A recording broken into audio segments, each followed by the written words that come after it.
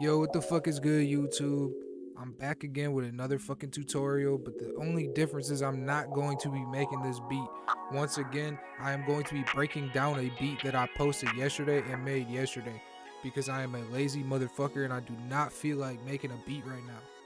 So with that being said, bro, what we're going over in this is I'm going to kind of show you guys what I did, how I processed my sounds. I'm going to show you guys some different types of VSTs. I mean, it ain't very different. It's just expand, JV, 1080, and purity. But I'm going to show you guys kind of how I process it. And then I'm also going to quickly go over how to tune your 808s because I hear a lot of beats that have out of key 808s.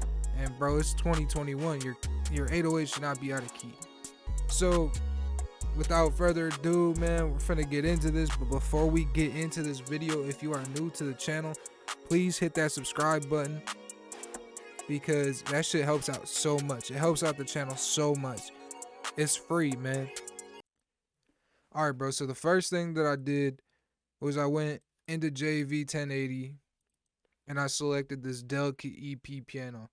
It just really got that vibe for PluggnB. And then really all I did after that was lay down a very basic like upward chord progression so that it's more like building up.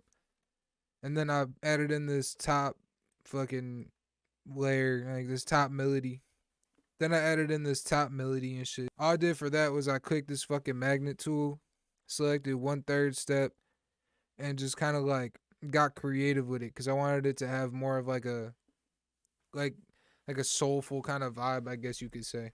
And pretty much that sounds like this.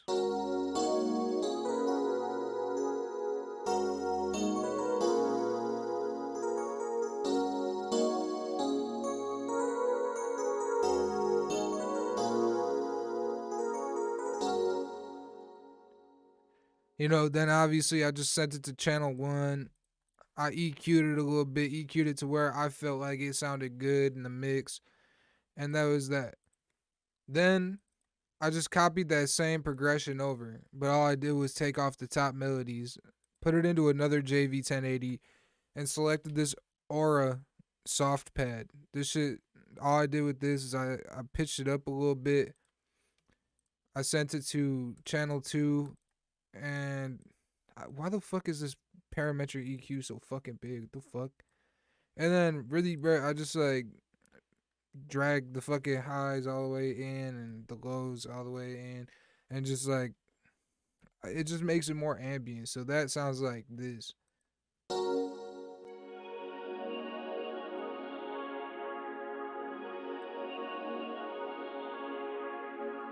Right? Nothing too crazy, but when you put them together, it just fills in that background from the piano and it just mixes together beautifully. And together, that shit sounds like this.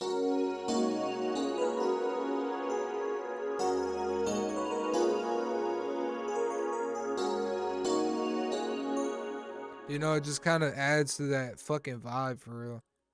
Then after I grab these drag strings, they're just in purity. You go into purity, you go to GM normal, and it's slow strings.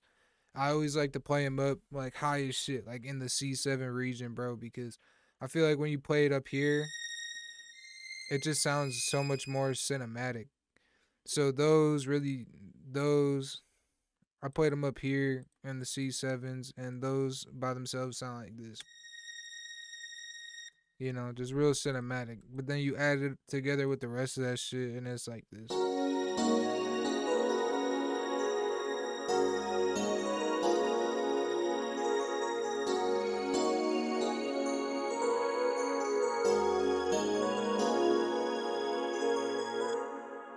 You know, that shit sounds pretty dope.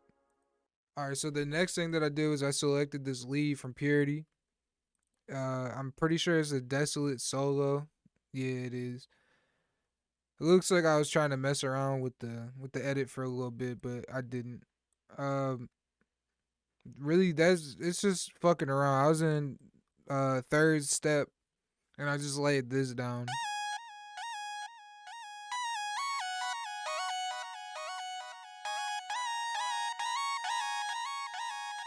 and it just repeats. I put it in here. I threw a preset on it. I forgot which preset it was, but I took off the love filter and the gross beat, just left the EQ, and then I left the delay, but I turned it down a little bit because with where the delay was, it was just too much. And really, after that, I came in here. I grabbed another lead. This lead is the atmospheric lead, but what I did in edit is I dragged this top up. Like I know that this is fucking. This is the attack. I'm pretty sure. I don't know which fucking one this is, honestly. But I just dragged this forward until it sounded how I wanted it. Then I threw this little fucking like Benji Cole preset on it so that it sounded like this. And it just hits like every like first and second beat, whatever the fuck you would call that. From there, I just grabbed another lead because why the fuck not, you know? Um, Wait, no, this isn't. Yeah, this is like a guitar lead though. This is a guitar lead from fucking Expand. I went into Expand.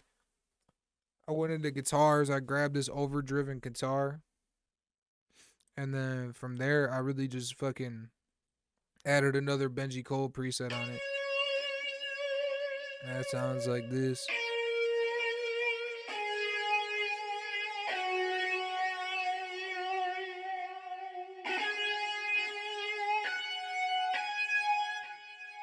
See, nothing too crazy. And then the final lead is just your basic lead. It's just the same shit. This is your PW for president from Purity. But what I did is I like did a third step on it. And I did like a weird pattern with it. I've never heard a pattern like this in a PluggnB beat. I mean, maybe there is one, but I've never heard one. It just doesn't sound like something that you would normally hear in a PluggnB beat, but it accents it so fucking well. Then really all I did was I added on this other fucking preset. It's like it's another Benji Cole preset. It's the Love It When It Rains preset, like from the leads on there. And that sounds like this.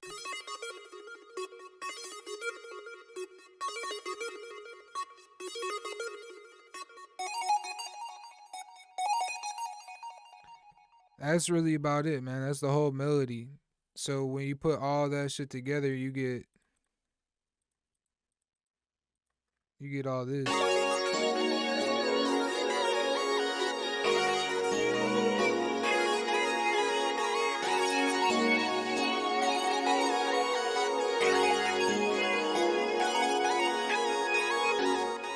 And you see how it just all blends together so nicely. I feel like with PluggnB, a lot of people's problems is they overdo their melodies or something in their melody just doesn't sound right there, but they want it to sound so much like a different PluggnB song or beat that they've heard that they throw it in there anyways. Sound sound selection in PluggnB is everything. You always want to make sure that everything that you're using is fitting and going together. It's so many people that just cram any sound that they hear into a PluggnB beat because they've heard it in other songs, man.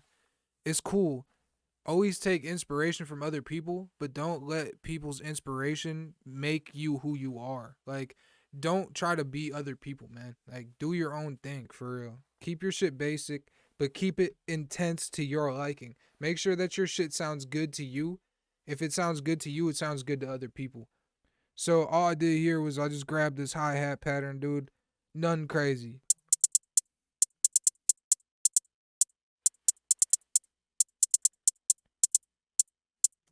You just keep it going, keep it repetitive.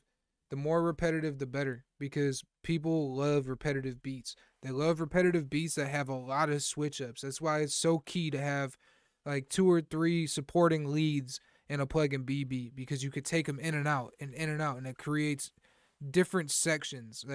Sound selection is key. I can't stress that enough. Then here's the best part right here: 808s. We're gonna spend a second on 808s. My 808s are always down in C2 because 808s that I use, this one in specific, this is on C sharp. So what I did to find that is I went here, I right clicked.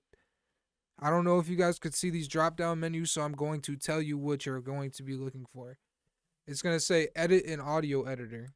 You're going to click that. It's going to pull it up in Edison. You right click the sound file in Edison. You go down to where it says regions.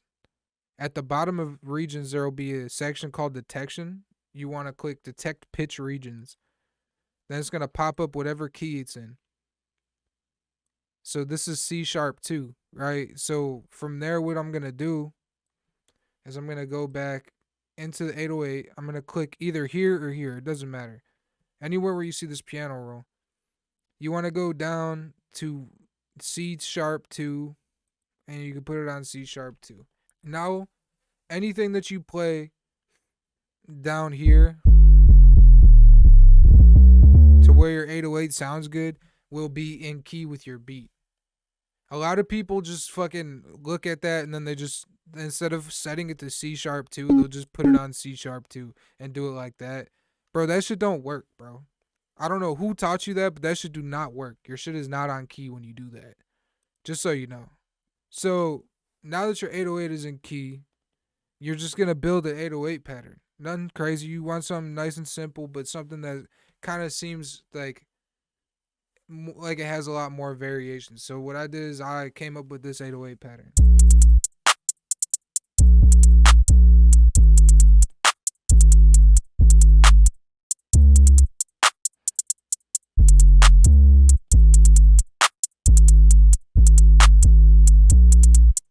Nothing super crazy, dude. Literally.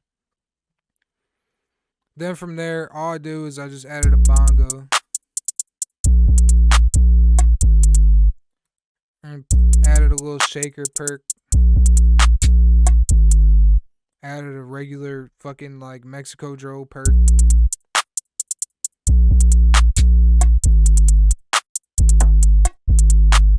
You just bounce everything off of each other, dude. You grab a chant.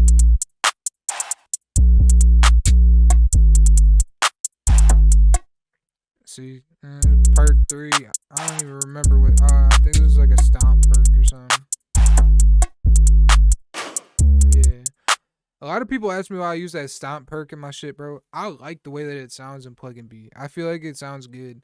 So, you know, play around with your own shit, bro. Don't do shit how other people do it. Like I said, formulate your own swag.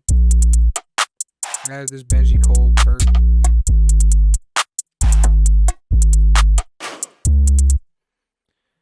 Added this little Pyrex tom at the end because I feel like it just sounds cool. It gives it that R&B kind of vibe. Nothing too crazy. Then this snare, I found this shit in a kit one day and I put it on by accident. And I liked the way that it sounded, so I use it in beats a lot now.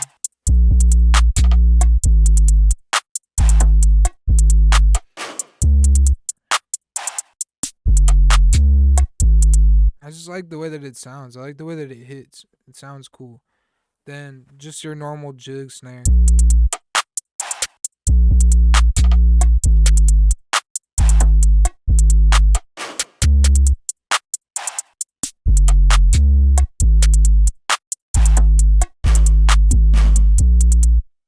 And that's your drums, man. Then all I really did is I laid the beat out. From there, what I did is I took the 808 out in the beginning because I like the way that it sounded when you put everything in the beginning. But what I did is I highlighted it from 1 to 9. I put a Fruity Love filter with a simple triangle low pass LFO. I right clicked on the little circle. I added an automation clip. Then right here on the line right there, I just right clicked on it, dragged it to right there so that it would stop before the 9. So from like 8 to 9, I made it stop. So when you do that, now your beat will sound like this in the beginning.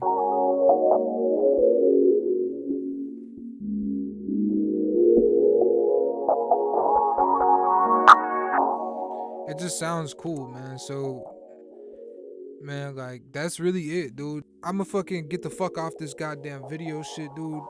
I got some other shit I gotta do today. I gotta record some videos for my other gaming channel. If y'all fuck with me, man, y'all subscribe to the channel, whatever, y'all fuck with me. Man, go subscribe to my gaming channel too, because I be bored as shit and I'm starting like a little gaming channel up. That shit's like right on my returning shit. Like when you click on my channel, it'll have my gaming channel. I got like 20 subs on there already. Go fuck with me on there, man. I'm making dumbass content for there. I'm gonna keep dropping content on here. Obviously dropping beats. I'm gonna do more tutorials. I'm gonna be doing my gaming shit on there. I'm gonna also be streaming on Twitch a lot. I'm gonna do streams of me cooking up on YouTube. I'm gonna be doing music reviews like maybe once a month on YouTube, on live and shit with a couple homies. So, you know, pop up for those. Like I said, if you're new to the channel or you have visited my channel before and you haven't subscribed, bro, hit that fucking subscribe button, because what the fuck are you doing, bro? You're just watching me. You feel me? Like, you can always unsubscribe later, bro. It's 100% free. There's no reason why you shouldn't be able to subscribe if you fuck with me. Follow me on Instagram at @oneicy. Follow me on Twitter at @oneicy. Follow me everywhere at @oneicy, bro. Everywhere. Subscribe, dude. Subscribe here. Subscribe to my gaming channel. Subscribe, bro.